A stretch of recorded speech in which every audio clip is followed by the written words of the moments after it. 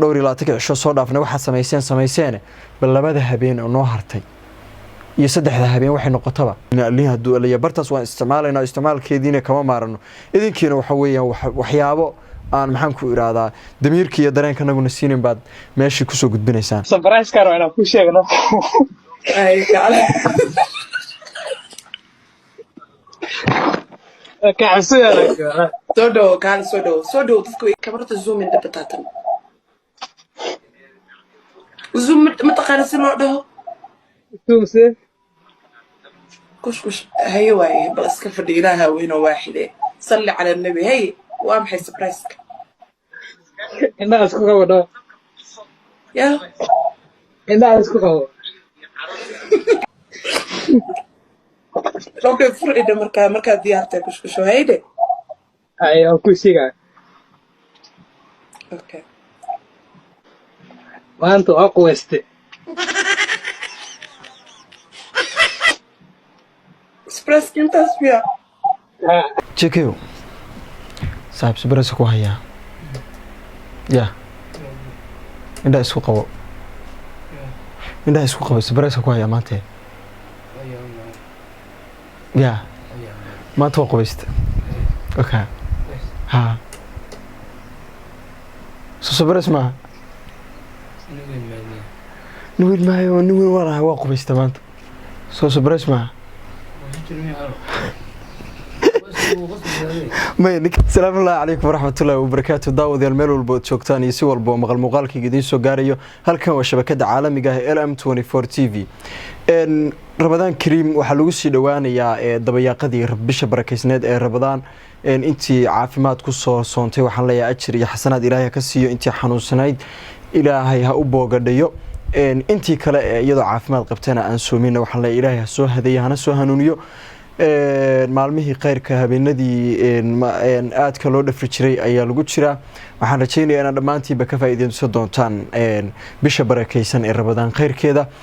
dhammaanteena waa isku baraarujinaynaa haddii Ilaahay yiraahdo habeenka qeyrka ee Laylatul Qadarka in Ilaahayna haleeshiyana meel walba aan joogno ummadda muslimiinta waan ka rajaynayaa in Ilaahay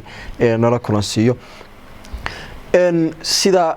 waxaad moodaa maalmihii la soo dhaafay iyo bilihii la soo dhaafay iyo habeenadii la soo dhaafay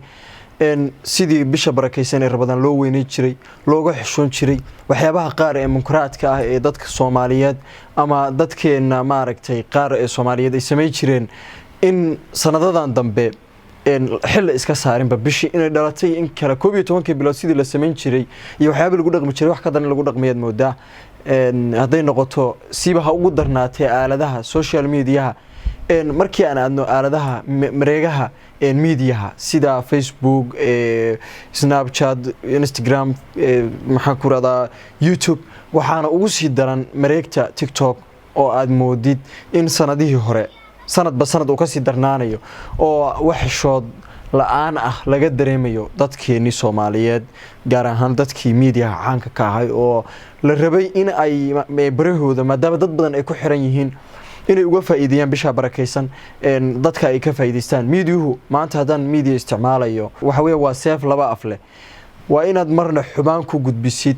marna aad khayr ku gudbisid marka hadii aad xumaan uga faa'iideysatid waxay noqonaysaa barxun hadii aad wanaag uga gudbisid oo wanaag u baahisidna waxay noqonaysaa meel wanaagsan oo wax wanaagsan baad ku gudbisay aaladan dadkii sameeyay dadka abuurasay doonaan ha u isticmaalaan laakiin adiga Soomaali ahaan iyo ka muslim ahaan waxa laga baahan yahay in dadka 12 bilood oo kala aad wax rabto ku soo sameynaysa laakiin bishan khayr kale in aad ajar kaga shaqaysato dadka aan lagu xirnayn waad ka khayr badan maadaama bartaada ay ku xiran yihiin wax ka badan 500,000 ama 1 milyan ama 100,000 wax ka badan oo dad ah intii kugu xiran ilaa way 10 qof noqoto intii kugu xiran waxa haboon inaad gaarsiisid risaalada la isfaray in maxaan ku iraadaa dadkii wanaagii la isfaro maxaan ku iraadaa dadkii qofkan haduu role model dad badan baa laga yaabaa in ay kugu daysadaan role model u tahay marka dadka kamid tahay caanka ama media laga garanayo sidaas la ajligeed waxa laga doonayaa in aad waxyaabo maaragtay dadka anfacayo ama dadku ay kugu daysan karaan bari inaad sameysid laakiin hadii maaragtay heesi la iska soo duubo la soo sameeyo maxaan ku iraadaa waxyaabo aan suurta gal ahayn waxa weeyaan waa wax aan shaqayn karaynin ama dhibaato ku noqon karto maxaad u malaynaysaa sanadkan waxaad moodaa media isticmaalkeenu in sanadba sanad ka sii dambeeyaan ka sii xumaanayno oo waxyaabo ugu baho naadir ah ku soo badanayaan baraha bulshada Soomaalidu isticmaasho iyo caalamka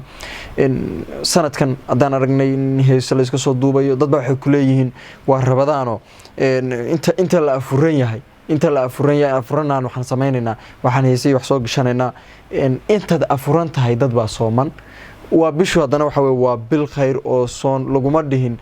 habeenkii waxa weey waxa doontood u fasaxan tahay maalintiina waa adaf xirnaanaysa taas waxa weey culimadu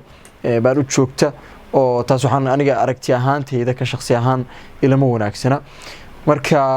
waxaan isku boorinaynaa inaan ma aragtay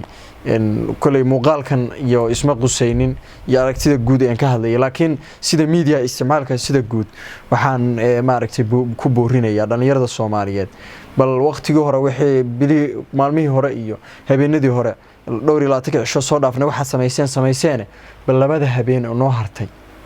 iyo saddexda habeen waxay noqotaba tifanaga gelinina oo hana dambaajinina siba gabdhaha social media TikTok isticmaala saddexda habeen ilmaada riyaal nagu qaata oo waxa weeyaan soonka iyo cibaadada tifanaga gelinina aliha duulaya bartaas waan isticmaalayna isticmaalkeediina kama maarano idinkiina waxa weeyaan waxyaabo aan maxaan ku iraadaa damiirka iyo dareenkanaguna siinin baad meeshii ku soo gudbinaysaan marka muuqaalkan intaan ayaan ku soo xirayaa waan mahadsantiin